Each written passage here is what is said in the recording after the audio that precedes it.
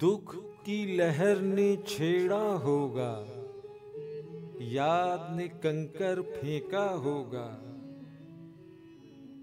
मेरे चूमे हुए हाथों से औरों को खत लिखता होगा। यादों की जलती शबनम से फूल सा मुखड़ा धोया होगा,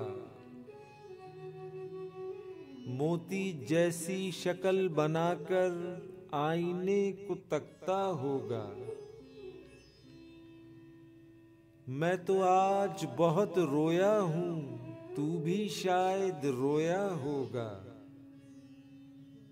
नासिर तेरा मीत पुराना तुझको याद तो आता होगा।